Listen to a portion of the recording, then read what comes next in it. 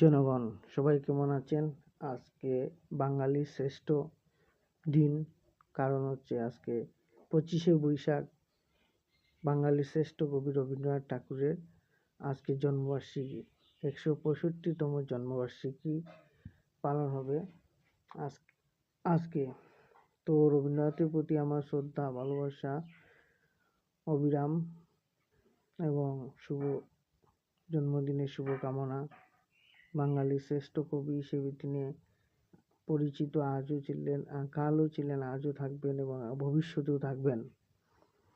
তো তিনি বাংলায় 25শে বৈশাখ 1268 বঙ্গাব্দে জন্মগ্রহণ করেন, আর ইংরেজিতে 1861 সালে 7 মে তিনি জন্মগ্রহণ করেন জোড়াসাঁকো ঠাকুর পরিবারে।